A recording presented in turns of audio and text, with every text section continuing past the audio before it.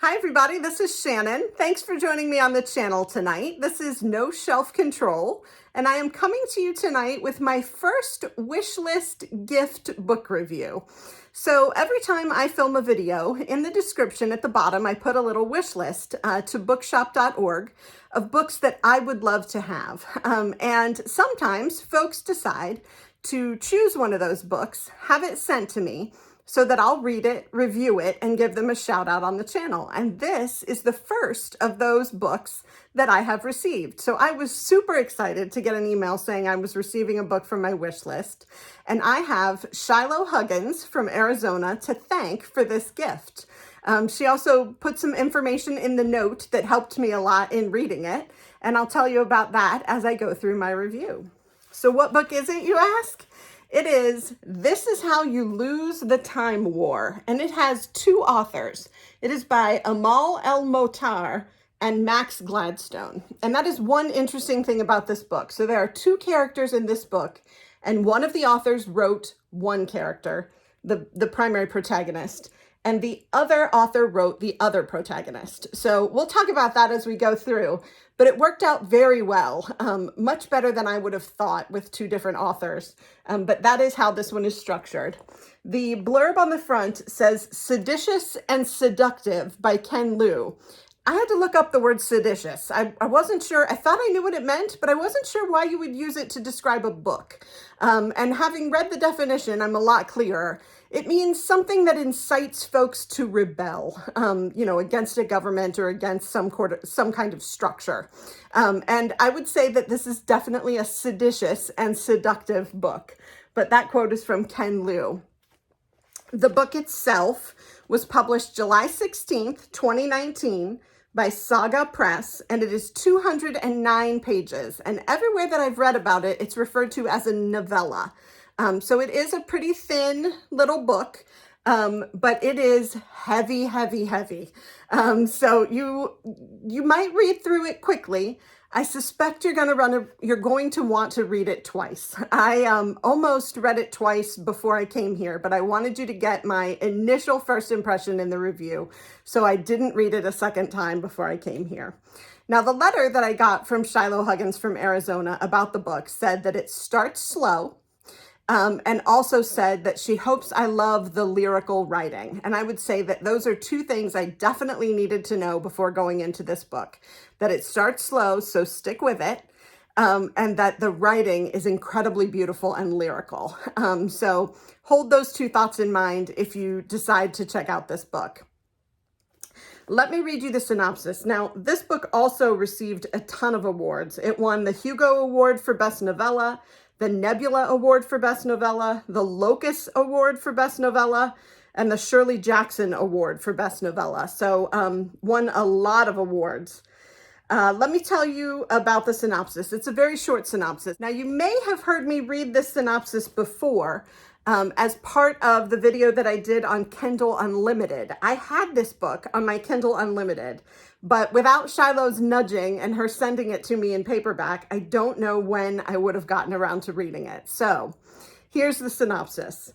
Among the ashes of a dying world, an agent of the commandant finds a letter. It reads, "Burn before reading."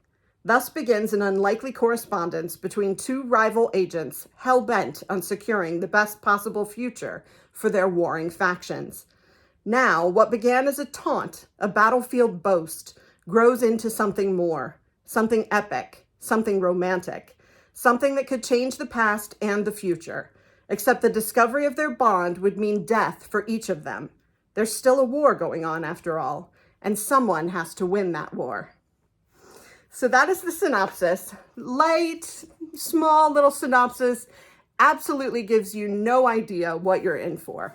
This book is both amazing and confounding. So as I started to read it, there are two characters, red and blue. And you might get that from the cover. There's the red bird and the blue bird, but these are two people, sort of, in a post-apocalyptic future kind of sci-fi world where you can go up and down strands through time. So this has been described as a sapphic time travel novel. And I just couldn't even get my head wrapped around that at the beginning. A sapphic time travel novel. Okay, We're going to travel through time, sci-fi kind of thing, and there are lesbians. All right. But it is way more than that. So I started reading it and really had no idea what was going on. For probably the first third of the book, I was just lost. The language is incredibly lyrical and beautiful. If you can read it just for that, if you're a person who truly appreciates that lyrical language, read it for that and you'll love it. I am probably more drawn to plot and character development. I don't not appreciate lyrical writing, but I can't love a book just because it's beautifully written. There has to be something else there for me. And initially, I just couldn't get there. I'll tell you the truth. I thought, I don't know if I'm going to finish this. But I kept going because it was a gift from Shiloh. So I kept going. And because she had told me that it started slow. I mean, there were points when I thought, how slow? Am I ever going to get there? But basically, what happens is these two enemy combatants correspond by letter to one another, sort of by letter. The letters take all kinds of different forms that they're trying to use to hide them from the uppers in their different organizations. So one of the organizations is called the Commandant and the other is called the Garden. And there's something to that. The way that the two organizations behave is probably well described in those two words. But they begin to communicate with one another as sort of a taunt, they're constantly tracking each other. They're probably two of the most elite warriors in their two groups. And over time, they begin to develop a relationship. Now, one of the things I really appreciated, even before I came to an understanding of what the book was about, is the love letters are beautifully written. They are so romantic. I wish I could write a love letter like that. But the love letters start to go back and forth between them, and they realize that they're not going to be able to get together, that if anybody finds out, one or both of them will be killed.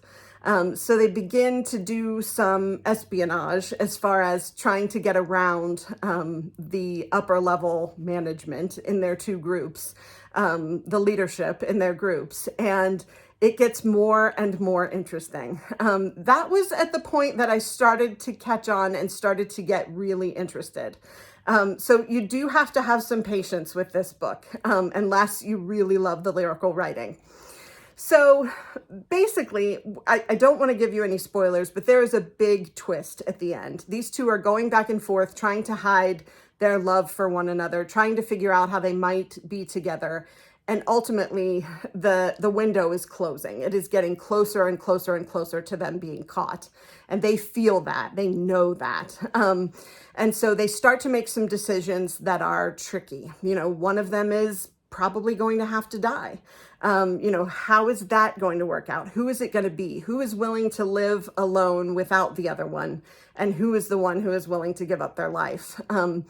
And that's not even the big twist. So, and I have to tell you, I thought I knew what the big twist was when the book was over, but I had to go back and read some spoilers to make sure that I got it right. It is a complicated story, and it is written so densely that there are times when I just thought, sorry, Shiloh, I'm just not sophisticated enough for this book. But having gotten through it, it stuck with me, and I keep thinking about it. I keep thinking about what the authors did, and the idea that these were two authors writing the two different characters. Somehow, I did read that they made an outline ahead of time, so they knew where they were going, which is helpful to me, and it makes me feel a little less ignorant. But two authors writing these two different characters, having that all come together into a big sort of reveal at the end that will leave you going, oh, just totally blew me away. So I am so glad that I finished it. I am absolutely going to read it again because now I have to go back. It's like one of those movies like The Sixth Sense or the one with Kevin Spacey in it where there's a big reveal at the end and you go, oh, I didn't see that coming. And now you want to go back and watch it and see where the little clues were that were dropped all along the way that you either caught or missed. It's that kind of book. So again, it's a relatively short book, not a quick read. It's something that you're going to have to process as you read and after you read it. But I thought I can't say enough about the beautiful writing. I can't say enough about the love letters. And I can't say enough about what two writers were able to leave me with when I was finished with the book. I will encourage you to push through at the beginning, to push through for maybe the first half, which I know is a long way to go in a book, before you go, I'm just not going to finish this. But push through. It is worth the read. I highly recommend This Is How You Lose the Time War, by Max Gladstone and Amal El-Motar. I hope that you enjoyed this review. I know it is a little different from anything I've ever done before, and I appreciate greatly the fact that this book was given to me as a gift from my wish list, and I was given the opportunity to review it and give Shiloh Huggins from Arizona a shout out on the channel. If you enjoyed this, please click like and subscribe. It lets me know what things I'm doing that you appreciate so I can do more of those things. I have talked about the wish list a couple of times. If you would like to be the next person who gives me a book, check out the wish list at the bottom of the description of this video. I would love to be able to shout you out on the channel after I have read and reviewed the book that you give me. So I hope you enjoyed this. This is an amazing book that requires a lot of explanation and a lot of thought, but I hope that you will check it out and enjoy it. I hope to see you soon. I have a lot more single book reviews that I want to do, more bookstore tours, and a few other surprises up my sleeve. So I hope to see you soon and take care. Bye.